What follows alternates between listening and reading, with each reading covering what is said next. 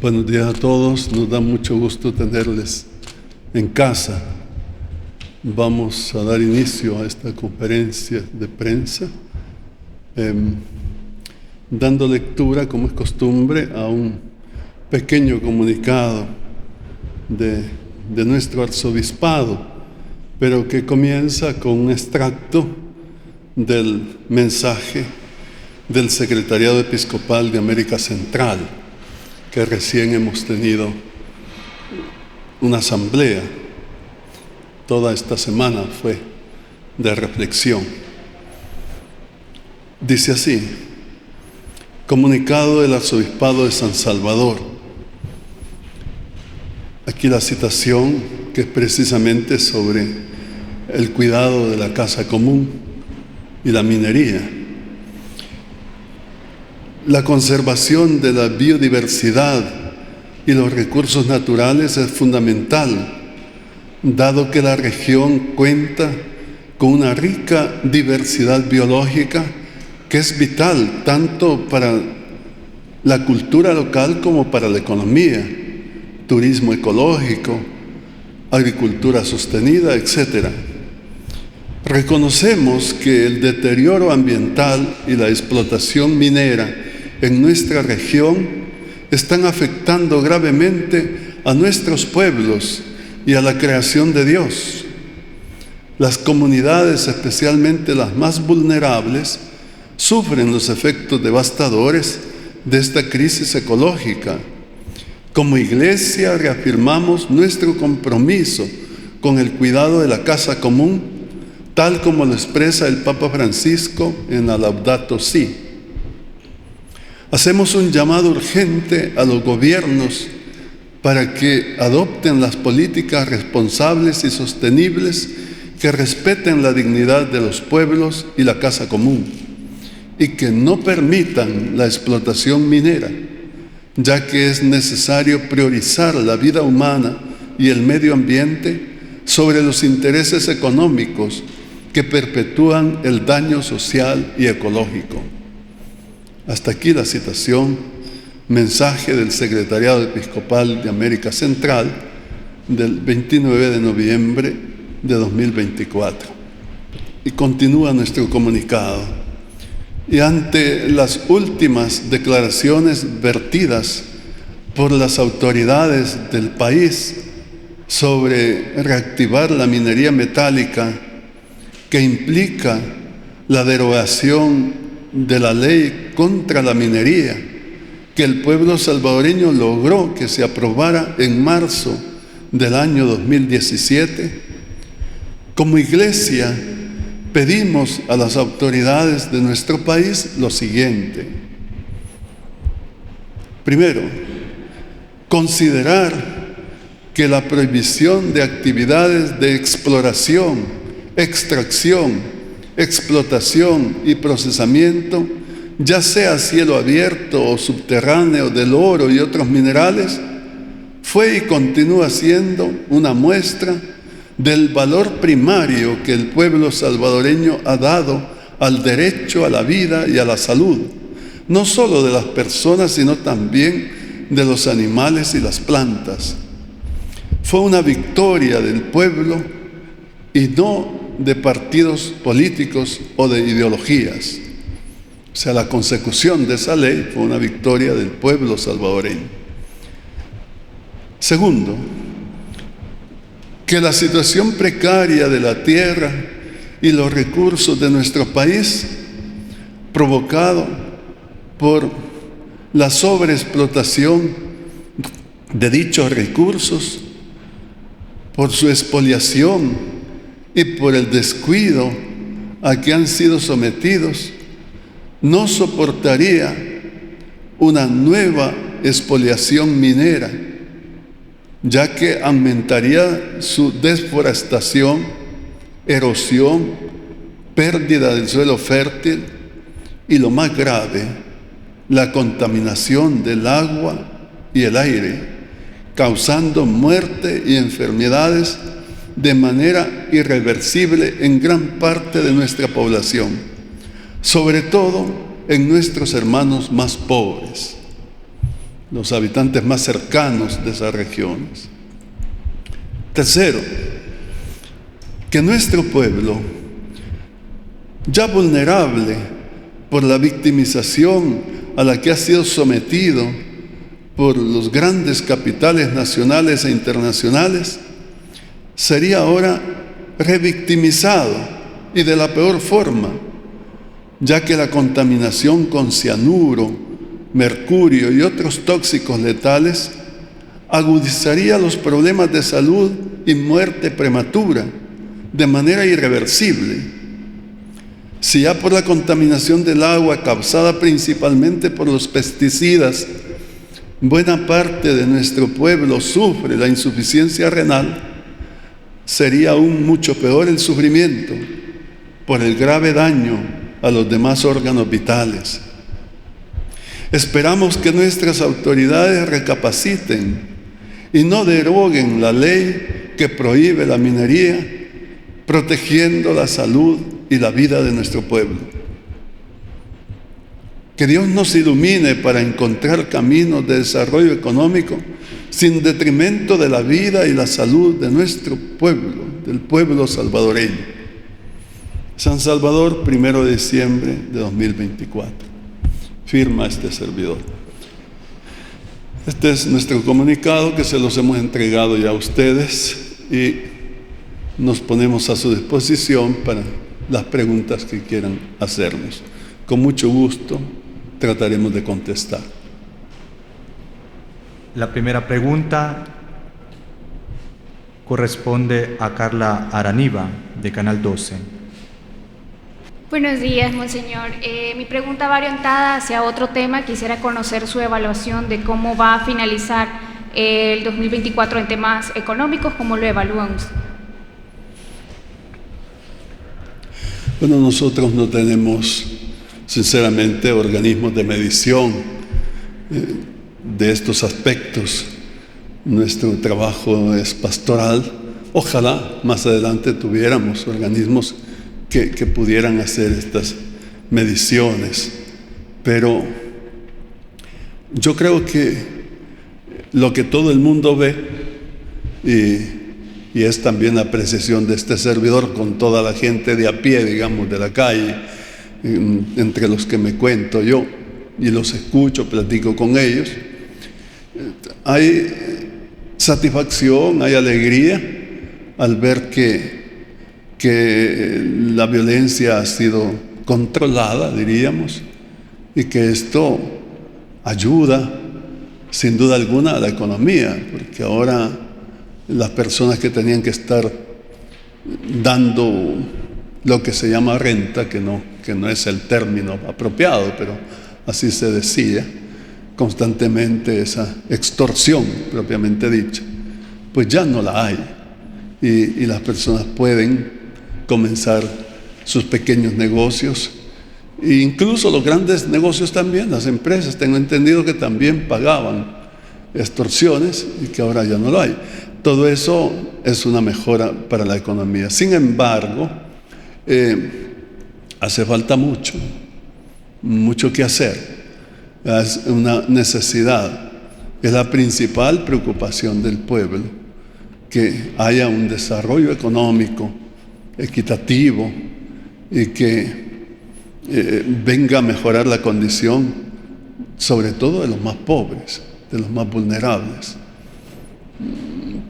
Es cierto que ha habido un crecimiento turístico que ha favorecido la economía, sin duda, pero a la misma vez hemos experimentado el hecho que ha habido una elevación en los costos de las cosas, sobre todo los inmuebles. Entonces, de nuevo, se vuelve una necesidad de buscar las políticas convenientes para mejorar la economía del país. La otra vez estábamos en una situación bien grave con la alimentación, con las verduras, con todo esto, y con la implementación de los mercados de abasto, tengo entendido que se ha aliviado mucho el bolsillo de las personas más pobres. Yo he pensado, y algunas veces lo he dicho, que sería bueno revisar los impuestos y quitarle al pueblo pobre algunos impuestos, favorecerlo. Por ejemplo, la medicina no debería estar cargada con el IVA, e incluso la canasta básica. Sería un gran alivio. Y en vez de eso, habría que pensar en poner de nuevo el impuesto del patrimonio, que se quitó por el año 2000, por esa fecha se quitó. El impuesto del patrimonio es un impuesto que lo tienen todos los países civilizados, comenzando por Estados Unidos y Europa. Y es justo, porque se trata de que lo paga el que más tiene. Hay un piso, digamos. El que excede a tal cantidad millonaria deberá pagar, o no sé si de $500,000 arriba, no sé, pero se establece un piso y deben pagar de forma directa. Eso es así, y esa es una forma solidaria de que los que más tienen más paguen en beneficio de los que tienen menos. Esa es la filosofía propiamente de los sistemas tributarios, pero aquí ha sucedido lo contrario, de forma indirecta, como es el IVA, que es injusto muchas veces porque con ese juego de los créditos fiscales al final lo sale pagando la gente más pobre, y de forma inmisericordia, porque ni siquiera se le exonera en estos artículos que son básicos y fundamentales. Eso es un poco lo que yo puedo decir sobre la economía. Me disculpo que no tengo datos como para decir han dado así y asá, sino que lo que podemos observar así de forma sencilla, común. Pero sé que hay organismos que están haciendo mediciones y yo les doy la palabra a ellos en este punto. Ok, en otros temas, si bien es cierto, la seguridad en el país ha sido un factor que ha beneficiado para que los salvadoreños no migren a Estados Unidos. Sin embargo, continúan aumentando las cifras de la población que se está yendo del país, ya sea por otros factores económicos, porque no hay empleos y buscan otras oportunidades. También en los últimos días, al menos 2 menores de edad han sido encontrados en la frontera con Estados Unidos. Quisiera conocer qué acciones considera que se deberían de tomar en este tema. Sí, gracias por la pregunta. El tema de la migración es muy sensible para nosotros, es muy importante. Nosotros vamos a estar siempre a favor de los migrantes, siempre defendiendo sus derechos, porque la migración, en principio, es un derecho de toda persona, migrar, movilizarse, y que se les señale como delincuentes, como personas que han cometido delito porque no tienen documentos, es injusto. Ya el señalamiento. Serán indocumentados posiblemente, pero no delincuentes. Y que se les trate como tal, vulnerándoles todos sus derechos, es muy grave. Ha conmovido al mundo el caso de ese niño que fue abandonado en la frontera. ¿Cómo es posible? No es único caso. Ya en la administración pasada de Estados Unidos hubo aquella ley que separó a los niños de sus padres y los mantuvo presos, diría yo. ¿Cómo es posible? ¿Cómo es posible que sea eso? Contra todos los derechos y contra todas las razones humanas. Entonces, es verdad que nuestros pueblos tienen necesidad y por eso migran. Pero allá van a prestar servicios importantes, servicios que no quieren cumplir, que no les gusta hacer posiblemente a los habitantes de aquellos países. y de Estados Unidos principalmente. Es mano de obra buena y barata. Y tampoco eso es justo, que porque no tienen documentos no se les pague lo que se les debe pagar. Entonces, yo creo que este es un punto donde los gobiernos tienen que reflexionar mucho. Y ojalá hubiera acuerdos regionales para defender a nuestros migrantes. Es penoso que un país de los nuestros se vuelva un dique, una muralla, para que no pasen los migrantes que vienen del otro país, cuando nosotros también estamos mandando personas migrando.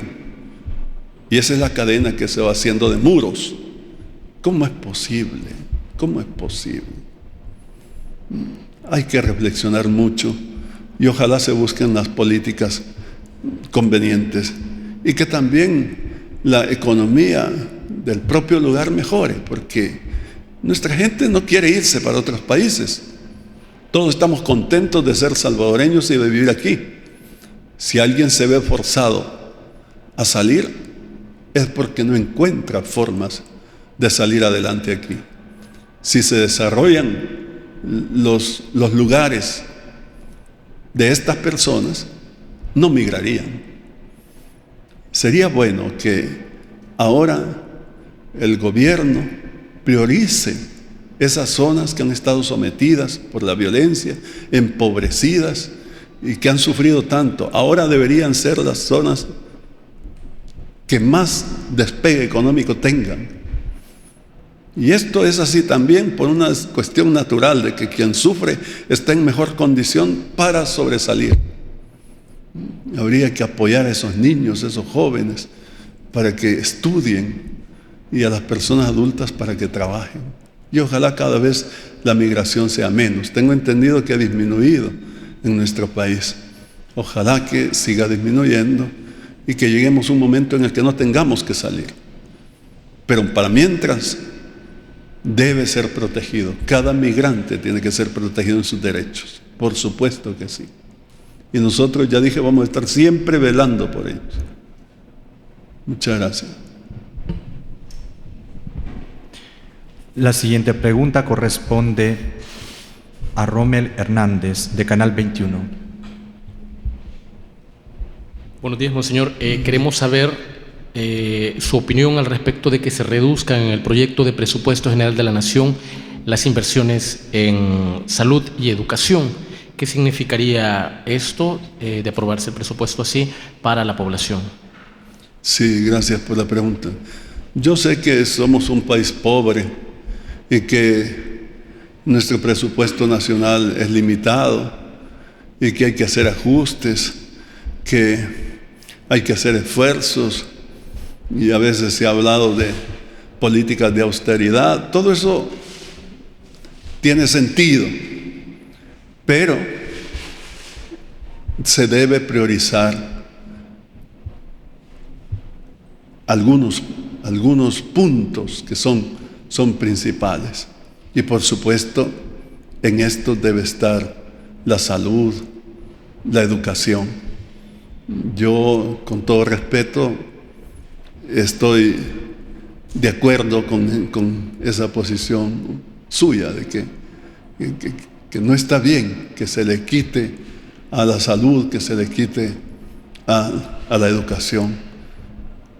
Los pueblos se desarrollan por la educación y la salud, que también es fundamental. Yo sé que otras cosas también son importantes, como no, la seguridad no se debe descuidar, es cierto, las obras de infraestructura también, pero la persona vale más. Y cuando un Estado invierte por la persona, como es su salud y su educación, estamos haciendo la mejor inversión. Ojalá que se tenga en cuenta y que se priorice siempre estos aspectos. Ojalá. La siguiente pregunta corresponde a Maribel Jovel, de Radio YSKL.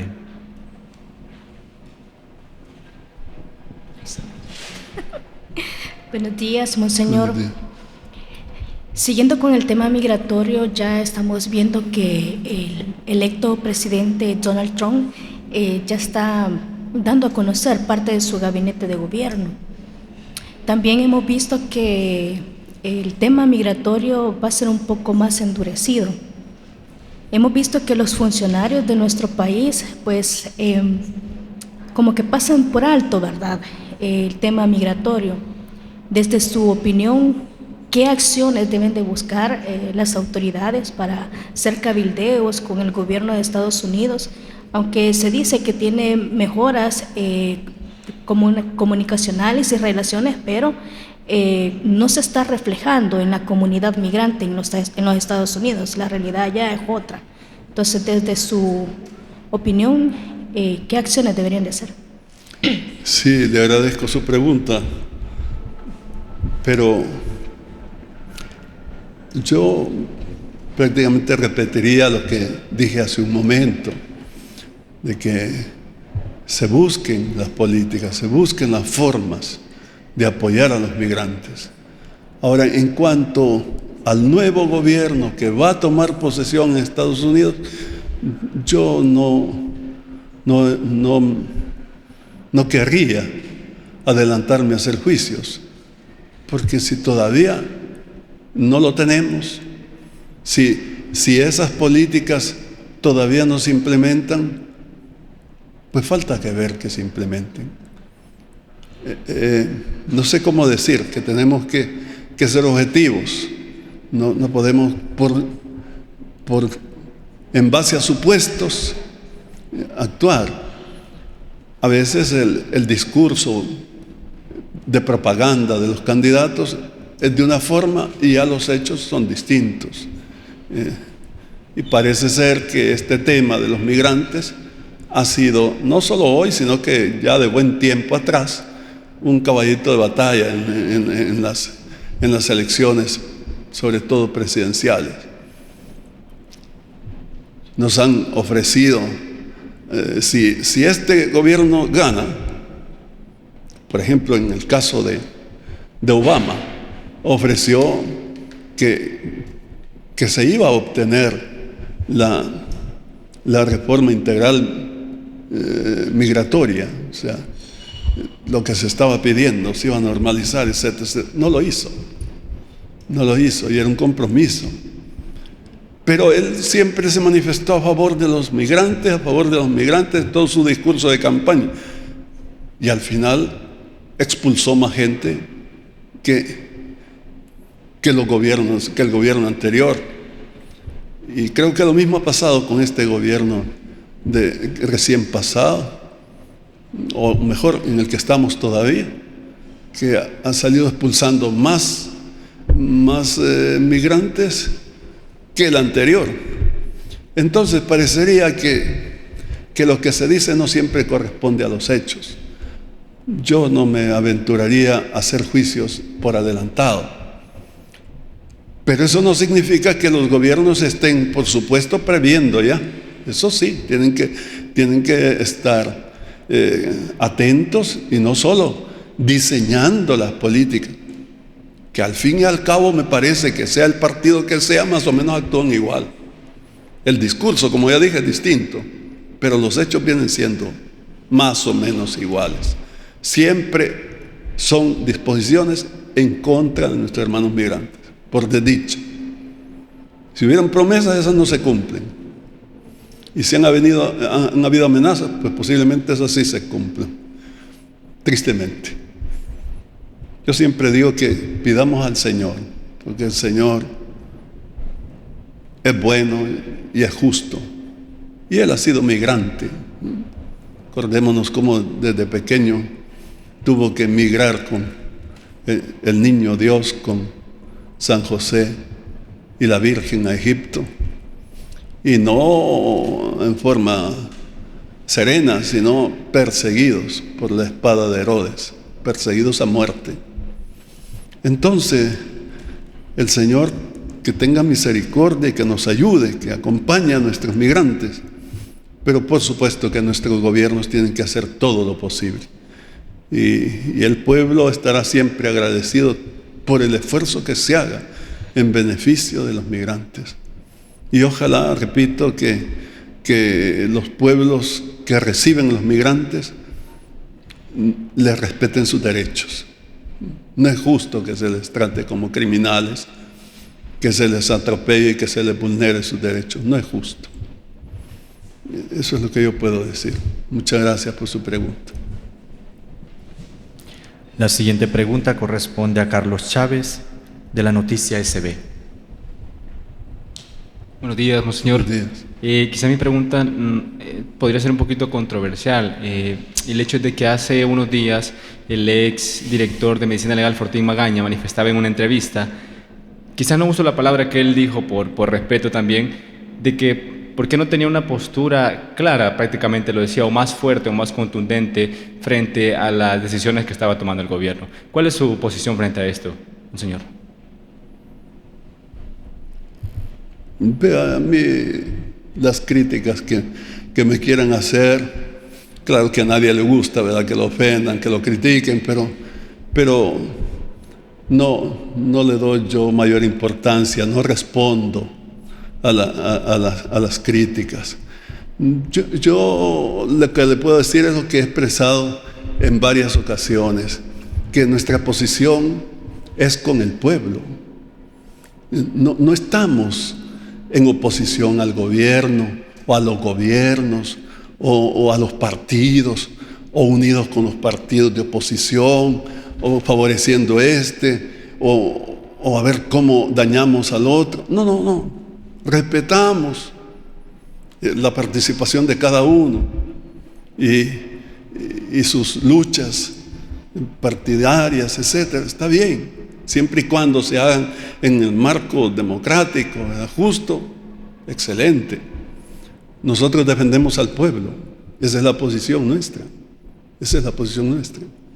Entonces, por eso es que ahora estamos hablando con la minería.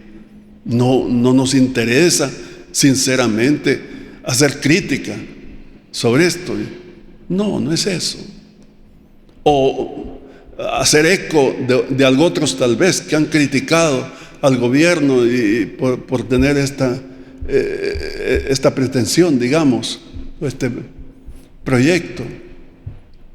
No nos interesa. Al contrario, si usted se fija en nuestro comunicado, estamos diciendo que cuando se logró que se aprobara la ley contra la minería metálica, de forma absoluta, porque siempre va a causar daño. Cuando es a cielo abierto es mayor el daño, pero cuando es subterráneo también, porque son inyecciones de veneno, grandes inyecciones de veneno, de cianuro, que dura cientos de años ese veneno dentro de la tierra. Se degenera y se convierte en cianato, es cierto, pero es igualmente tóxico. Y como es la parte norte de nuestro país, eso va a significar contaminar todos los mantos acuíferos y dañar a este país para siempre. Entonces, eso lo hemos dicho. Estoy aquí diciendo lo que hemos dicho. Y esa fue una lucha que tuvimos hasta que conseguimos que la asamblea de aquel entonces, del 2017, aprobara la ley. Y entonces ponemos aquí que fue un triunfo del pueblo y no de partidos políticos o de ideologías. Es que un tema tan importante como es la salud y como es la vida no tiene que partidizarse ni politizarse en el sentido partidario. No puede ser, porque es la vida de las personas. Bien harían los partidos políticos en no meterse, que me disculpen. Entonces, pero es que, insisto, a nosotros nos interesa el pueblo. Entonces, si usted me pregunta, bueno, ¿y usted con quién está? Bueno, con el pueblo, estamos con el pueblo, sencillamente. Y las políticas que se adopten en beneficio del pueblo, vamos a estar contentos, porque se está favoreciendo al pueblo, y así debe ser, se debe favorecer al bien común. Y las políticas o medidas que se adopten en contra del pueblo, no las vamos a aceptar. ¿Que por qué hacemos eso? Bueno, porque nosotros somos del pueblo y estamos en servicio del pueblo, pero porque también la fe, el Evangelio nos lleva a eso. Cristo ha venido para darnos vida y vida en abundancia. San Juan 10:10, fácil la cita. Entonces, sencillamente eso es lo que puedo decir, pero con todo respeto no voy a contestar a los que hablen contra mí. Y yo respeto las opiniones también, porque pues es así. Siempre hay personas que no están de acuerdo, en fin. Pero yo sí pienso que es importante, ojalá, que las autoridades tengan en cuenta el sentir del pueblo. Por eso hablamos en algún momento de la necesidad de modificar el artículo de la Constitución que dice que la democracia en este país es representativa y solamente los diputados van a poder actuar en representación del pueblo, porque es una democracia representativa. No debe ser así. Debe ser participativa. Y entonces que se hagan consultas ciudadanas y que con toda libertad el pueblo se exprese. Eso es importante. Entonces, nada, disculpen si no contesté la pregunta, pero ese es mi sentir y lo digo con toda sinceridad. Y siempre ha sido esa mi posición. Con todas las autoridades, hemos buscado el bien común, el bien del pueblo. Y vamos a estar siempre abogando por el bien del pueblo. Ojalá que no nos quieran alineados con uno o con otro, porque no lo vamos a estar. Y si eso no le agrada a alguien, pues que nos disculpe, pero esa es nuestra posición. Gracias. La siguiente pregunta corresponde a Gabriel Campos, de la Prensa Gráfica. Muy buenos días, arzobispo. Tengo dos preguntas. Una, conocer su opinión acerca de un evento, y aprovechando las declaraciones que acaba de dar recientemente, que se llevó a cabo el pasado martes y miércoles sobre Estado de Derecho y democracia en El Salvador, un evento internacional en el que se mencionaba que la democracia en El Salvador ha crecido y ha sido puesta hasta como ejemplo a nivel internacional. Sin embargo, en el país muchas organizaciones y muchos líderes han cuestionado el decaimiento de la democracia y el Estado de Derecho en el país. Y la segunda pregunta es conocer su opinión acerca de el caso de Santa Marta, tomando en cuenta que una Cámara absolvió la resolución que ya había dado un tribunal de dejar en libertad a los líderes que han dicho que es una persecución en su contra. ¿Han dicho qué? Que es una persecución en su contra.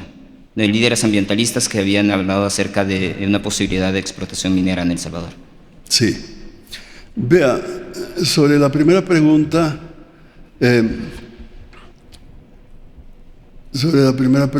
no conozco ese evento, no sé de qué evento me habla, ni me interesa tampoco saber, porque, ¿cómo decir? No voy a hacer yo análisis sobre eso. Entonces, las discusiones pueden hacerse y es bueno que se hagan, que se discuta y vamos a encontrar una posición y la otra posición. Y yo, ¿con quién estoy? Vuelvo a lo mismo que decía hace un momento. Nosotros estamos con el pueblo. El mismo concepto de democracia habría que estudiarlo, ¿verdad? Y es muy cuestionado, etcétera. ¿Qué entiende uno por democracia y qué entiende el otro por democracia? Y hasta por qué este defiende esto y por qué el otro defiende el otro. Y bueno, yo dejaría a los especialistas, a los politólogos que expliquen todo eso y que hagan los respectivos análisis. Nosotros somos prácticos, nosotros vemos el bien de las personas y por eso estamos hablando, por el bien de las personas. Ahora, en cuanto a lo segundo, mire, es que el tema de la minería aquí en este país no es de hoy, sino que ya es de larga data y han habido cosas. No lo digo yo, está en internet, las muertes que han habido de los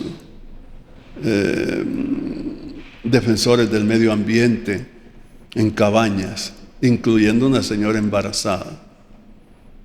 ¿Cómo es posible?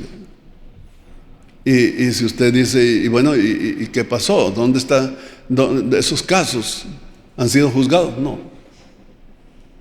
No hay justicia. Esa es la verdad. Y en el caso de Santa Marta, no tengo el dato exacto, pero lo que yo sé es que algunos defensores del medio ambiente estaban siendo perseguidos. Entonces, eso es lo que yo sé. Ahora este último caso no lo tengo yo. Es el mismo caso. Lo que pasa es que una Cámara revocó la decisión de un tribunal de absolverlos a ellos de cualquier delito. Entonces ahora se van a volver a juzgar. ¿Y de qué los acusaban a ellos? De lo mismo, es señalamientos, creo. Porque son líderes. Son líderes ambientalistas. Ambientalistas que están defendiendo el medio ambiente. Es lo que le digo. Ellos son los enjuiciados, ellos son los que hay que meter presos, y no a los asesinos que han matado en Cabañas. Entonces, precisamente a estas personas defensoras del medio ambiente, ¿cómo es posible? Yo dejo a las autoridades el caso, que ojalá le pusieran atención, la justicia de nuestro país. Esto demanda justicia en nuestro país. Pero que porque alguien es defensor del medio ambiente hay que crearle un juicio falso, no sé qué cosas, para meterlo preso. Entonces, ¿en qué país estamos? Y luego, ya dije, las muertes de estas mismas personas defensoras del medio ambiente quedan impunes. ¿Qué pasó? No es de hoy, es un caso antiguo ese. Y no hemos tenido ninguna respuesta. Entonces, ojalá, perdonen la redundancia, que la justicia sea justa. O mejor, que haya verdadera justicia en nuestro país. De lo contrario, no vamos a salir de esta situación de violencia y deterioro de la misma sociedad. Que no haya impunidad, pero que se castigue al culpable, no al inocente. Gracias. La siguiente pregunta corresponde a Michelle Trujillo, de Diario El Mundo. Buenos días. Quisiera consultar si la Iglesia va a mantener un seguimiento activo en la lucha contra la minería en el país, y también si va a participar en algún movimiento o en peticiones que realice la población salvadoreña con la solicitud que ha hecho la Asamblea de revertir esta ley antiminería. Nosotros confiamos en que no se revierta la ley. Es lo que estamos pidiendo precisamente con este comunicado. Y si la ley no se revierte, vamos a estar contentos, porque es una ley justa, que, como hemos dicho, ha sido un triunfo, una victoria de mucho esfuerzo. Acuérdense ustedes que nos acompañaban en las marchas, en las conferencias de prensa, etcétera. Entonces, y se logró que se aprobara la ley. Entonces ahora lo que estamos pidiendo es que no se derogue, que se cumpla la ley. Eso es lo que estamos pidiendo. Y yo no me voy a adelantar a los hechos. Yo confío en que el Señor va a iluminar, Dios va a iluminar a los que toman las decisiones para que no lo hagan. Yo confío sinceramente en eso. Y no quiero pensar en otro escenario. Pero que si nosotros vamos a estar en contra de la minería, por supuesto, siempre lo hemos estado. ¿Por qué? Porque causa daño grave, irrevocable a la vida y a la salud de las personas. Y eso no tiene precio. Eso no tiene precio. Miren, si los ejemplos están dados, y ahora con internet uno puede ver fácilmente. Usted pone Valle de Siria en Honduras y va a ver los estragos que las empresas mineras han hecho al explotar esa mina, y cómo quedó, y la contaminación del agua, y cómo las personas están enfermas con erupciones en la piel. Y eso es los que menos, porque tienen insuficiencia renal, insuficiencia hepática, insuficiencia cardíaca, insuficiencia pulmonar. Todo. Son personas dignas. Solo porque son pobres y son habitantes del lugar, no valen nada. No es así. No es así. Entonces, ¿cómo viven esas personas? Cerquita de nosotros, en Honduras. Y está registrado. Menos mal que ahora hay información. Entonces, si usted se mete a ver las minas en San Marcos, en Guatemala, los estragos que han hecho, increíble, la destrucción. Si usted ve lo que últimamente han hecho en Panamá, en el Darién,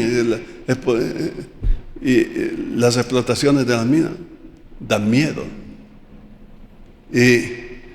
Incluso en Estados Unidos, en California, a principios del siglo pasado y finales del siglo XIX, hicieron explotación minera y causaron mucho daño. Entonces vinieron las leyes firmes en Estados Unidos que no permiten un daño de minería de esa manera, y entonces ya no hay explotación ahí. La hacen en otros países como en estos, pero no en Estados Unidos. ¿Cómo es posible que nosotros, siendo un país tan pequeño y densamente poblado, se haga la explotación minera? Usted me puede decir, bueno, pero son recursos, es oro, es plata y demás minera. Está bien, pero que las generaciones futuras, a las que debemos heredar un ambiente mejor que el que hemos encontrado, la saquen cuando ellos puedan sacarlo para ellos, para este país. Porque en estos momentos todos sabemos que las grandes empresas internacionales se llevan todo. Lo que han dejado a estos países es el 1% de lo que declaran. ¿Cómo es posible? Es un saqueo. Es cierto que los conquistadores nos saquearon y nos robaron el oro, es verdad. Pero después de 500 años, que se vuelva a repetir, no es justo. No es justo. Cuando tengamos capacidad para sacarlo para nosotros, enhorabuena, y sin dañar el medio ambiente, porque a eso se va a llegar. Hoy que digan que hay minería que no daña el medio ambiente es mentira. Es mentira. Toda minería daña el medio ambiente. Toda, sin excepción. No hay ninguna en el mundo. Disculpen que haya hablado tan claro, pero es que es así. Yo tengo que decir la verdad. Muchas gracias por su atención. No sé si hay alguna pregunta. Ya. Pasen feliz domingo. Que Dios nos bendiga a todos.